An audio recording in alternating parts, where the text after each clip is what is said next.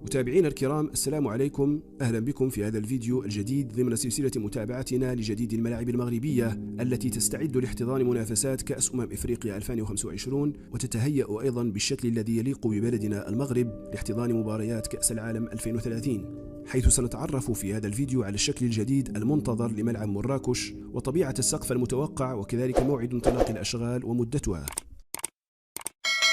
طبعا في الفيديوهات السابقة كنا نتحدث بنبرة خافتة على اعتبار أن تنظيم المغرب لكأس إفريقيا ليس شيئا جديدا على المغرب، فقد سبق للمغرب أن احتضن ما هو أكبر من كأس إفريقيا، كأس العالم للأندية، وفي 3 مناسبات آخرها السنة الماضية، حيث تم إسناد هذه البطولة للمغرب قبل شهر واحد تقريبا من موعد انطلاق المنافسة، حيث أن ملعب طنجة مثلا كان غير جاهز إطلاقا لاستقبال مباريات من هذا الحجم. وطبعا تعرفون بأن المغربي حينما يوضع أمام تحدي معين ماذا يفعل؟ تم تجهيز الملعب بسرعة فائقة، حيث تم إنهاء بناء المدرجات العلوية الشمالية والجنوبية وتركيب المقاعد وتجهيز كل متطلبات احتضان هذه البطولة من بطولات الفيفا المهمة، وذلك في مدة شهر واحد. هذا يدل على أمرين أساسيين: أولهما قدرة المغرب على رفع التحدي في تنظيم المنافسات الكبرى، وثانيا ثقة المؤسسات الدولية في المغرب، وهذا واضح من إسناد الفيفا تنظيم هذه المنافسة للمغرب ل3 مرة وفي وقت قياسي وفي ملاعب لم تكن جاهزة. لماذا أقول هذا الكلام؟ لأن البعض ربما يشكك في قدرة المغرب على تجهيز الملاعب التي تخضع للإصلاحات والتطوير أو التي يعتزم بناءها، وخاصة ملعب الدار البيضاء الكبير أو ملعب الرباط الذي يتم بناؤه حاليا. في هذا الفيديو سننقلكم إلى ملعب جديد في هذه السلسلة، وهو ملعب مراكش، لنستعرض لكم إمكانيات وفرص التطوير والتحديث الممكنة، خاصة وأن هذا الملعب يعتبر أكثر ملاعب المغرب الكبيرة إثارة للجدل والاستياء من الجمهور المغربي نظرا لعدة اعتبارات.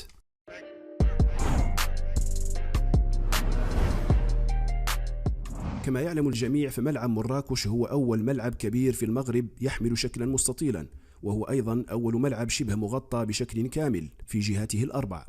هذا الملعب الذي تم تدشينه سنة 2011 والذي احتضن عددا كبيرا من المباريات الدولية للمنتخب الوطني وللأندية المغربية والعالمية. في هذا الملعب لعب ريال مدريد وبايرن ميونخ وباريس سان جيرمان وغيرها، وهذا المعطى لا ينفي أنه أحد أغرب الملاعب المغربية وربما العالمية. لماذا؟ ملعب مراكش تم بناؤه على شاكلة الملاعب الإنجليزية ذات الشكل المستطيل والمدرجات ذات العلو المنخفض عن مستوى أرضية الملعب، لكن مهندس هذا الملعب ابتكر فكرة عبقرية: الملعب على غرار الملاعب المغربية الأخرى يجب أن يكون أولمبيا، وهو ما يعني وجود حلبة لألعاب القوى. إليكم هذه الأرقام: أقرب نقطة من المدرجات إلى الملعب تبعد بحوالي 30 مترا، المدرجات الشمالية والجنوبية تبعد عن أقرب نقطة من أرضية الملعب بحوالي 40 مترا، أقرب نقطة من المدرجات الجانبية للجهتين الشرقية والغربية تبعد بحوالي 50 مترا، أبعد نقطة من المدرجات العلوية تبعد عن أقرب نقطة في أرضية الملعب ب80 مترا. واسمعوا لهذه المعلومة جيدا: أبعد نقطة في المدرجات تبعد عن أبعد نقطة في أرضية الملعب بحوالي 200 متر. نعم، 200 متر. هذه المسافة كافية لأن تختفي عنك ملامح لاعب سينفذ ركلة ركنية مثلا. هذه المسافة أيضا هي مبرر كافي لجلب منظار إلى الملعب لمشاهدة المباراة. ليس هذا فقط، شكل الملعب المستطيل خلق تشوهات وعيوب فظيعة في المدرجات. تخيل عزيزي المتابع أن ثلث المدرجات غير صالحة لمشاهدة المباريات، وقد تصاب بتشنج في العنق إذا كنت جالسا لمدة 90 دقيقة لمشاهدة مباراة في كرة القدم. أضيف أمرا آخر قبل أن نتحدث عن الحلول الممكنة: هذه الأبراج الإسمنتية الخاصة بتثبيت معدات الإنارة هي طريقة لا تتناسب أبدا مع قيمة الأحداث التي يقبل عليها المغرب، وهي لا تحمل أي رمزية تاريخية أو حضارية لها علاقة بالمغرب ولا بمراكش، بل هي فكرة تم استنساخها كما سنذكر لاحقا. الكل يعلم بأن ملعب مراكش هو نسخة طبق الأصل لملعب إيطالي شهير هو ملعب لويجي فيراريس، والذي يقع بمدينة جنوا الإيطالية. هذا الملعب رغم أنه شيد قبل أكثر من قرن من الزمان ويتسع حاليا ل36,500 متفرج، إلا أنه عرف تحديثات وتطويرات جعلته يبدو أفضل بكثير من ملعب مراكش الذي شيد قبل 12 عاما فقط.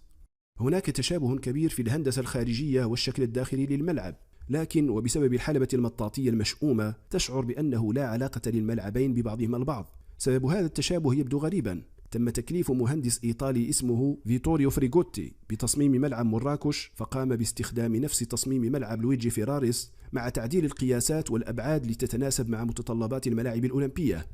رحل فيتوريو سنة 2020 بسبب وباء كورونا، تاركا خلفه هذه المعلمة المشوهة التي تحتاج إلى تعديل وتغيير جذري خلال السنوات المقبلة. فهل هناك فرصة لإصلاح ما أفسده فيتوريو؟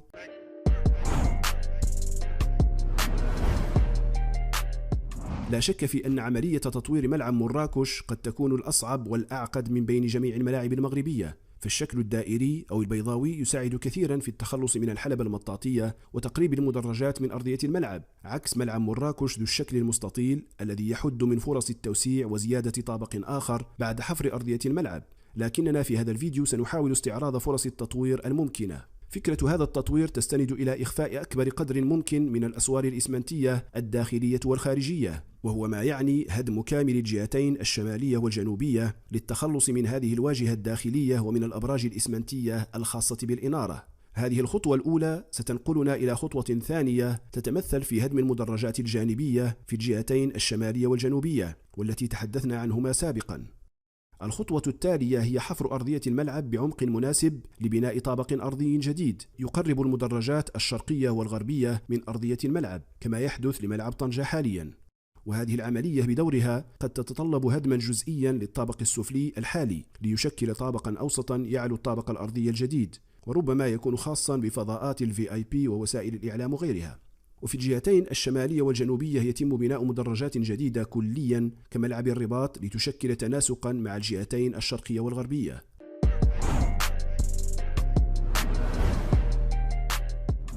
من عيوب سقف الملعب الحالي أنه لا يغطي كامل المدرجات، بل هو خاص بالمدرجات العلوية من الجهتين الشرقية والغربية، ويمتد لمسافة لا تتعدى 30 مترا كحد أقصى، وهو ما يعني أن التخلص الكلي منه أمر وارد وبقوة. كون ملعب مراكش ذو شكل مستطيل فعملية تغطيته لن تكون معقدة جدا، فالملاعب المستطيلة يعتمد فيها النموذج الذي تحدثنا عنه في فيديو ملعب الرباط، حيث تعتمد عملية التغطية على نصب دعائم في هيكل الملعب الخارجي لتشكل سندا للسقف الذي قد يمتد لمسافة تزيد عن 60 مترا.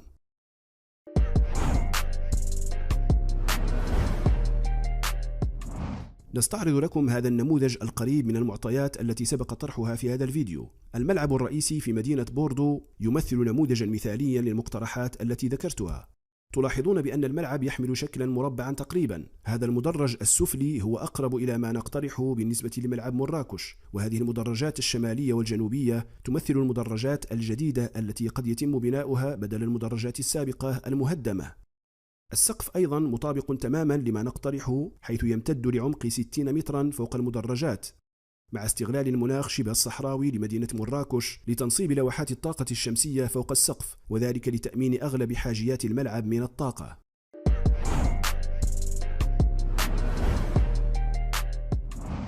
ما تم اقتراحه من إصلاحات وتغييرات جذرية لن تحتاج إلى مدة أشغال طويلة كما قد يعتقد البعض، فبناء مدرجات الجهتين الشمالية والجنوبية لن يستغرق أكثر من 6 أشهر من العمل المكثف. أيضا عملية تسقيف الملعب بالطريقة المذكورة لن يحتاج إلى أكثر من 6 أشهر إلى عام كحد أقصى.